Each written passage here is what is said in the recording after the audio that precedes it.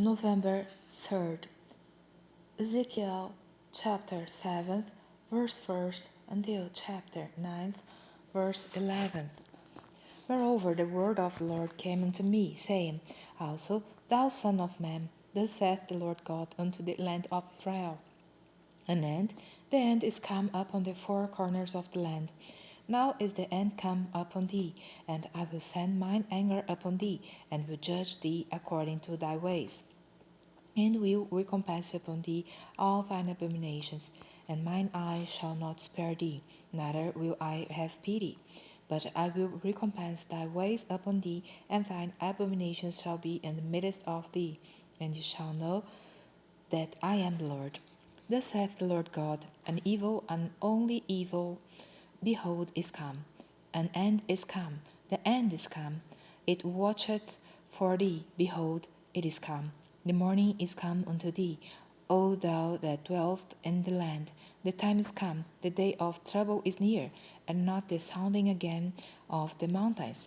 Now will I shortly pour out my fury upon thee, and accomplish mine anger upon thee, and I will judge thee according to thy ways, and will recompense thee for all thine abominations.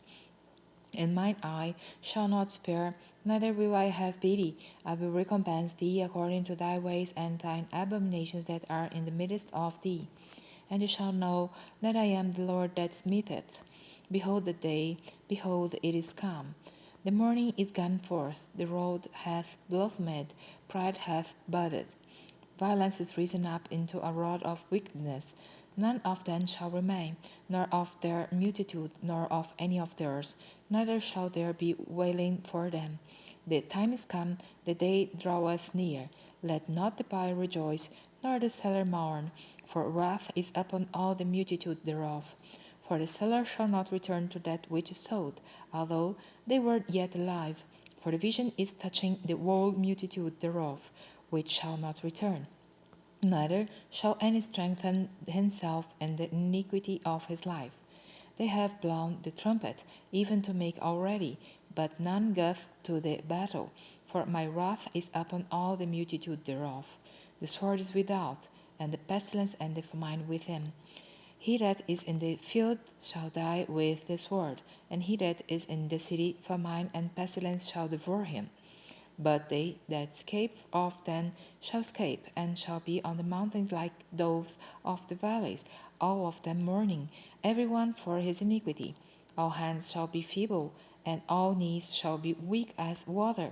They shall also gird themselves with sackcloth, and horror shall cover them, and shame shall be upon all faces, and baldness upon all their heads. They shall cast their silver in the streets, and their gold shall be removed. Their silver and their gold shall not be able to deliver them in the day of the wrath of the Lord. They shall not satisfy their souls, neither fill their bowels, because it is the stumbling block of their iniquity. As for the beauty of his ornament, he set it in majesty. But they made the images of their abominations and of their detestable things therein. Therefore have I set it far from them, and I will give it into the hands of the strangers for a prey, and to the wicked of the earth for a spoil, and they shall pollute it.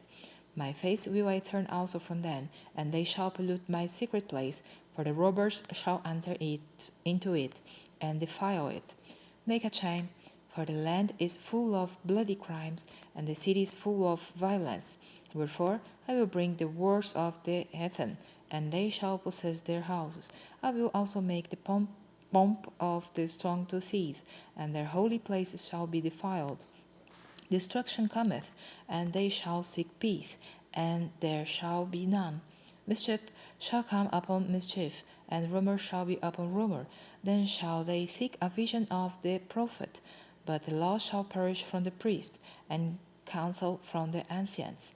The king shall mourn, and the prince shall be clothed with desolation, and the hands of the people of the land shall be troubled. I will do unto them after their way, and according to their deserts will I judge them, and they shall know that I am the Lord. And it came to pass in the 6th year, And the 6th month, and the 5th day of the month, as I sat in mine house, and the elders of Judah sat before me, that the hand of the Lord God fell there upon me. Then I beheld, and lo, a likeness as the appearance of fire, from the appearance of his lines even downward fire, and from his lines even upward, as the appearance of brightness, as the color of amber. And he put forth the form of a hand, and took me by a lock of mine head, and the Spirit lifted me up between the earth and the heaven, and brought me in the visions of God to Jerusalem, to the door of the inner gate that looketh toward the north, where was the seat of the image of jealousy, which provoketh to jealousy. And behold, the glory of the God of Israel was there, according to the vision that I saw in the plain. Then said he unto me, Son of man, lift up thine eyes now the way toward the north. So I lifted up mine eyes the way toward the north, and behold, northward at the gate of the altar this image of jealousy in the entry. He said furthermore unto me, Son of man, seest thou what they do, even the great abominations that the house of Israel committeth here, that I should go far off from my sanctuary? But turn thee yet again, and thou shalt see greater abominations. And he brought me to the door of the court. And when I looked, behold, a hole in the wall.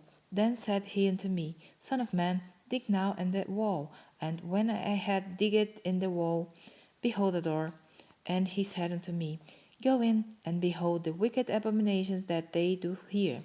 So I went in and saw, and behold, every form of creeping things and abominable beasts, and all the idols of the house of Israel portrayed upon the wall round about.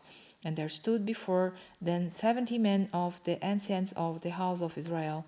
And in the midst of them stood Jaazaniah the son of Shaphan, with every man his censer in his hand, and a thick cloud of incense went up. Then said he unto me, Son of man, hast thou seen what the ancients of the house of Israel do in the dark, every man in the chambers of his imagery? For they say, The Lord seeth us not, the Lord hath forsaken the earth. He said also unto me, Turn thee yet again, and thou shalt see greater abominations that they do. Then he brought me to the poor of the gate of the Lord's house, which was toward the north, and behold, there sat women weeping for Tammuz. Then said he unto me, Hast thou seen this, O son of man? Turn thee yet again, and thou shalt see greater abominations than these. And he brought me into the inner court of the Lord's house, and behold, at the door of the temple of the Lord, between the porch and the altar, were about 25 men, with their backs toward the temple of the Lord, and their faces toward the east, and they worshipped the sun toward the east. Then he said unto me, Hast thou seen this, O son of man? Is it a light thing to the house of Judah that they commit the abominations which they commit here? For they have filled the land with violence, and have returned to provoke me to anger. And lo, they put the branch to their nose. Therefore will I also deal in fury. Mine eye shall not spare, neither will I have pity. And though they cry in mine ears with a loud voice, yet will I not hear them. He cried also in mine ears with a loud voice, saying, Cause them that have charge over the city to draw near, even every man with his destroying weapon in his hand. And behold, 6 men came from the way of the higher gate, which lieth toward the north, and every man a slaughter weapon in his hand.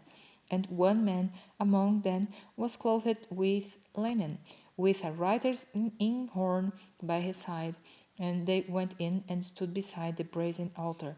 And the glory of the God of Israel was gone up from the cherub whereupon he was to the threshold of the house. And he called to the man clothed with linen, which had the writer's inkhorn by his side. And the Lord said unto him, Go through the midst of the city, through the midst of Jerusalem, and set a mark upon the foreheads of the men that sigh and that cry for all the abominations that be done in the midst thereof. And to the others he said in mine hearing, Go after him through the city, and smite. Let not your eye spare, neither have he pity. Slay utterly old and young, both maids, and little children and women, but come not near any man upon whom is the mark, and begin at my sanctuary. Then they began at the ancient men which were before the house. And he said unto them, Defile the house, and fill the courts with the slain. Go forth. And they went forth and slew in the city. And it came to pass, while they were slain them, and I was left, that I fell upon my face, and cried, and said, Ah, Lord God, wilt thou destroy all the residue of Israel, and thy pouring out of thy fury upon Jerusalem? Then said he unto me, The iniquity of the house of Israel and Judah is exceeding great, and the land is full of blood, and the city full of perverseness. For they say, The Lord hath forsaken the earth, and the Lord seeth not. And as for me also, mine eye shall not spare, neither will I have pity, but I will recompense their way upon their head. And behold, the man clothed with linen, which had the inkhorn by his side, reported the matter, saying, I have done as thou hast commanded me.